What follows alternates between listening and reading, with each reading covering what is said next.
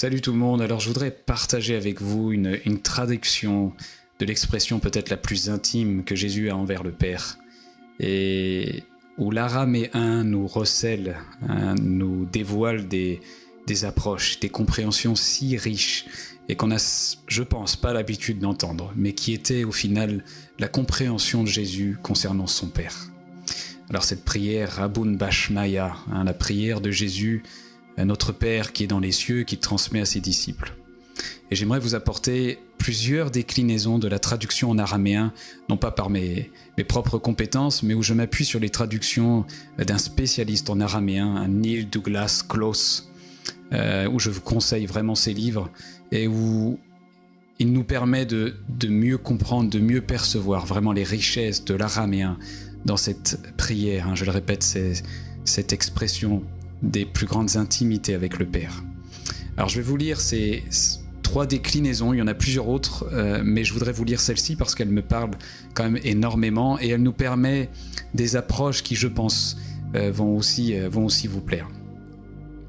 Ô parent de l'univers, de ton intérieur profond vient la prochaine vague de la vie rayonnante. Père, Mère, qui donne naissance à l'unité, tu fais vibrer la vie dans la forme à chaque nouvel instant. Ô donneur de vie fécond et nourricier, ton son résonne partout, dans tout le cosmos. Alors je répète parce que je sais que vous pourriez avoir un raisonnement un peu direct en disant ça me paraît bien exotique comme traduction. Ce que je viens vous lire, déjà d'une, est d'un spécialiste de la traduction en araméen, d'une, et de deux, il faut comprendre que l'araméen peut être décliné en plusieurs traductions. L'araméen est cette langue sémite où un mot a plusieurs sens, où les couleurs différentes d'un mot et encore plus d'une expression possèdent énormément de déclinaisons. Et donc c'est pour ça aussi que ce traducteur se permet plusieurs déclinaisons avec d'abord la signification d'Aboun, qui en fait ne veut pas dire simplement père, mais père et mère dans la notion de parent, la source même de qui viennent toutes choses. Donc c'est important parce que dans le sens que Jésus a d'approcher ce que nous voyons dans nos textes comme le Père, il s'agit du parent, père, mère, celui de qui vient toute chose, celui qui est à l'origine de toute chose et par qui toute chose subsiste. Et ensuite Bashmaya, les cieux, nous on a pu le voir, et moi le premier, comme une dimension parallèle, comme peut-être une région, un endroit, non pas déconnecté de la terre, mais différent de la terre. Alors que clairement, Bashmaya en araméen possède ces significations directes de l'univers dans son entièreté. Donc non pas comme une dimension parallèle à la Terre, mais au contraire comme une inclusion complète de l'univers dans toute son entièreté. Et donc vous comprenez peut-être aussi un peu mieux la façon dont est traduit ces différents versets. Et on voit cette notion de père, mère, de parent, de la source de qui viennent tout son, de qui viennent toute vibration, de qui viennent toute vague de la vie rayonnante, de qui viennent toute respiration pour tous les êtres. Une autre traduction que je vous ai pas lue, c'est « Ô toi, celui qui est à l'origine du souffle qui entre dans l'être de toutes les formes rayonnantes ». Donc cette notion où le Père Aboun est ce parent universel, cette source qui inclut toute chose parce qu'il en est la source dans toute son entièreté. Et donc ça vient désamorcer clairement cette espèce d'exclusivité que les chrétiens ou une partie des chrétiens pensent avoir, où Dieu n'est pas le Dieu des chrétiens, ni Dieu des musulmans, ni le Dieu des juifs, et ainsi de suite, mais où le Père Aboun est le parent, la source de tout ce qui découle dans cet univers. Et je dirais qu'au final, même à travers les dernières recherches scientifiques, en particulier sur l'aspect quantique, il est même assez difficile maintenant aujourd'hui, je pense, de ne pas admettre cette unité complète entre toutes choses, de réaliser qu'au final, absolument toute chose est entremêlée, joint, unie par une substance, une énergie indéfinissable. Alors bien sûr, on a cette approche avec la prière de Jésus, où il connecte, il s'approche, il est dans la conscience de celui qui est dans tout son amour, hein, dans tout son cœur, dans la source tellement généreuse et féconde de l'amour, de la respiration, du souffle, du son, de toute vibration par quoi et par qui toute chose subsiste sur cette planète Terre, dans l'univers dans son entièreté. Et dans cette expression d'intimité, hein, la plus profonde que Jésus nous partage, hein, notre Père qui est dans les cieux, Abun Bashmaya, c'est ce parent, ce père, mère, cette source de qui découle toute vibration et qui donne la vie à chaque nouvel instant. Ou ce parent qui vient embrasser constamment contre lui, de qui de son intérieur le plus profond vient toute prochaine vague de vie.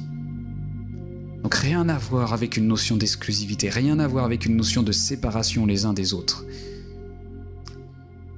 Mais où, comme je le dis, même cette science quantique nous révèle que absolument tous nos actes, nos dires, notre attitude, notre respiration, notre vie a forcément une incidence sur ceux qui nous entourent, d'une manière directe ou indirecte. Et c'est peut-être quelque chose à prendre vraiment en considération, puisqu'il s'agit peut-être de la substance principale de ce qu'on appelle cet éveil, de cette prise de conscience, de cette émergence de conscience. C'est que cette nouvelle perception grandissante et qui s'impose à un certain stade permet ce prisme, cette vision du Père, de Dieu, du parent, de celui qui est, qui remplit toute chose. Ou au-delà de ce voile de la matérialité, hein, de ce qui est matériel, de ce qui est physique, et ce qui est occulté et voilé à nos sens, cette perception nouvelle et cette conscience nous permet de pénétrer et de voir à travers la substance celui qui est et par qui toutes choses sont unies. Et je crois c'est important d'appuyer cette réalité-là, parce qu'il faut arrêter avec les messages exclusifs, avec le Dieu exclusif, avec la confession qui va bien. Bien sûr qu'il y a une notion de conscience que Jésus nous apporte et qui nous a démontré à travers son œuvre, qui est juste incroyable. Mais arrêtons avec ces messages qui séparent les hommes. Arrêtons avec ces messages qui viennent encore prôner une séparation, une exclusion entre tous, alors que même l'aspect maintenant et l'approche quantique, au-delà même des livres sacrés comme la Bible et des Écritures si précieuses, nous révèlent cette unité, cette union complète entre tous les êtres. Et que l'être humain, dans cette particularité d'être à l'image de Dieu, a cette possibilité si incroyable de laisser cette infusion de conscience pour vivre cette unité entre Dieu et l'homme, où l'homme et Dieu sont un, où Dieu et l'homme sont un, où la source et l'homme sont un, où l'homme est infusé pleinement et complètement par celui qui est, et où cette prise de conscience est un magnifique et incroyable cadeau afin de grandir dans la perception des uns et des autres, de la nature qui nous entoure et de l'univers dans son entièreté. Et il ne s'agit pas du tout d'une notion trop exotique ou de rêverie. Il s'agit d'une réalité qui est en deçà de ce que le matérialisme et de ce que les choses qui se passent et les circonstances dans ce monde nous voilent. Mais si au fur et à mesure les uns et les autres, si au fur et à mesure les hommes grandissaient, au fur et à mesure dans cette conscience qui n'est pas une rêverie, qui est un état de vision différente, de perception différente, ou lorsque Paul nous dit dans Acte 17, nous avons tous le mouvement, l'être et la vie en lui, devient non plus une confession de foi ou une écriture qu'on lit, mais devient comme une respiration spontanée. J'ai le mouvement, l'être et la vie en lui, comme celui qui est à côté de moi. Partage la même respiration qui n'est pas simplement de l'oxygène et où il expire du dioxyde de carbone, mais où il respire la même vie que moi, la même respiration silencieuse et spirituelle que la mienne. Eh bien, je crois qu'il y a beaucoup de choses qui changeraient dans ce monde, et évidemment, je suis loin d'être le seul à penser la même chose, parce qu'il s'agit de cette nature, de cette conscience qui émerge, où on arrête d'utiliser la religion comme une opportunité de diviser les hommes sur une confession différente, sur une expérience différente. Mais où cette conscience de vie, de pensée, de vision des choses devient au fur et à mesure si réelle que cette unité entre tout devient réelle. C'est pas qu'elle n'était pas réelle avant, c'est qu'on ne l'avait pas devant les yeux, on n'y prenait pas attention. On n'y était pas vigilant, donc on s'arrêtait aux formes, aux choses, au matériel qui a cette tendance fâcheuse de donner l'impression que nous sommes séparés. Alors que la réalité est, le constat est, que rien n'est séparé des uns des autres. Absolument rien. Et c'est pour ça que je voulais partager cette prière de Jésus, parce qu'on comprend un peu mieux quelle était l'approche de Jésus, quel était si on peut dire ce terme, ce niveau de conscience de Jésus. Abun Bash Maya, celui de qui découle toute vibration, de qui découle tout son, de qui découle toute respiration, toute vague de vie rayonnante, brillante, de qui découle tout cet amour qui vient être la substance d'absolument toute chose.